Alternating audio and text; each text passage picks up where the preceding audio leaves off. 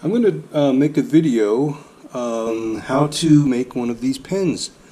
I'm going to use black and white ebony wood, and I'm going to use these antique brass finished hard parts, and it's going to be a rollerball pen. So this is where it starts on my workbench here. I got my materials laid out. These are the brass tubes that I'll use. After I cut and bore the wood blank, then I will set those wood tubes in it. So stand by while I get these things going. The first thing I do is I scuff up these brass tubes so that they adhere to the blank really well. There's two methods that I use for securing these tubes. One is an epoxy like this, which is what I'll use today, but I also use a thick CA glue for other things, but I want this one to adhere really well, so I'm going to use the epoxy today. So you get these scuffed up. This tube is a 12.5 millimeter tube, and this is a 10.5 millimeter tube. The 10.5 fits on my tool quite nicely, but the larger tube is a little bit harder to get scuffed up, but you get the idea.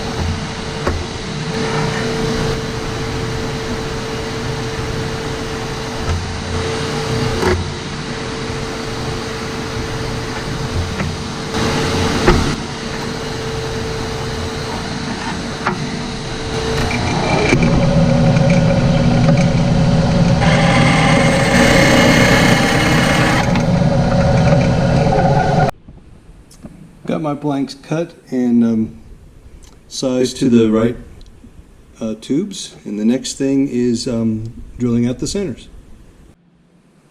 Next, I'm going to drill the centers out of my blanks. I use a drill chuck in my tailstock and a 2-jaw chuck in my headstock, and I set my lathe to turn at the slowest speed possible. And first we're going to drill the 12.5 millimeter tube, 12.5 millimeter bit, and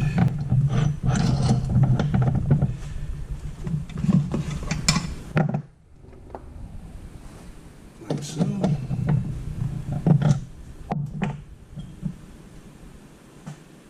Mount the blank in the 2-jaw chuck.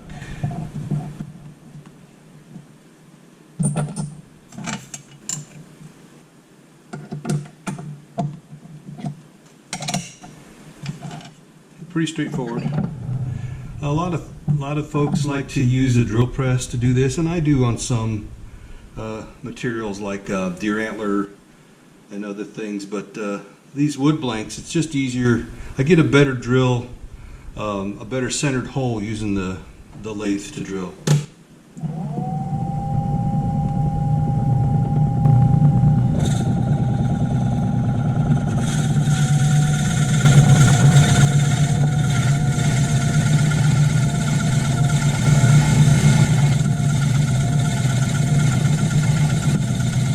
My lathe is turning at about 500 RPMs, and I watch the head speed as I'm boring, and when I see the speed starting to slow down significantly, or I hear some squealing, I'll pull the bit back and clean up the flutes on the bit just to make sure I get a good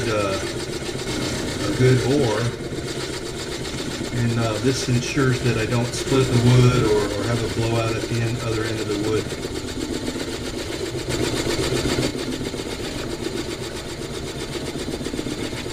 black and white ebony has a really nice aroma to it as I'm cutting it.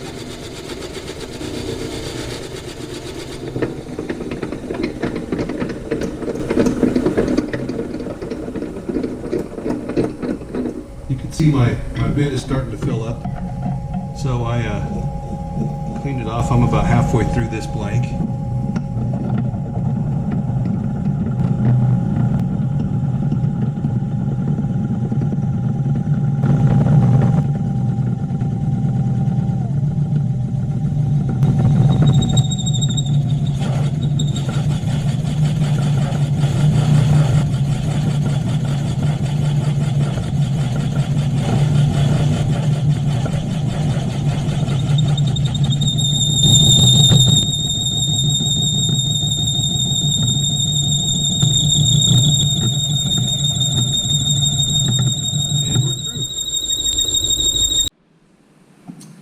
I've swapped out my 12.5 millimeter bit for a 10.5 millimeter bit to drill the second blank.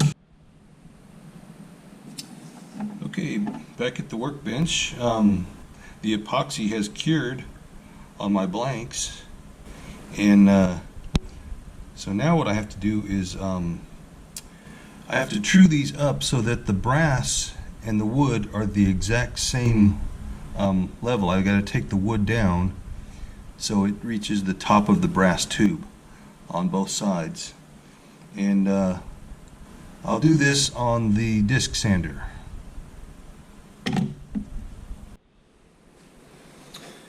Normally you can true up these blanks or square them with a tool like this. It's called a barrel trimmer, but my biggest barrel trimmer is 10 millimeters, and these tubes are 10.5 and 12 millimeters, so it won't work.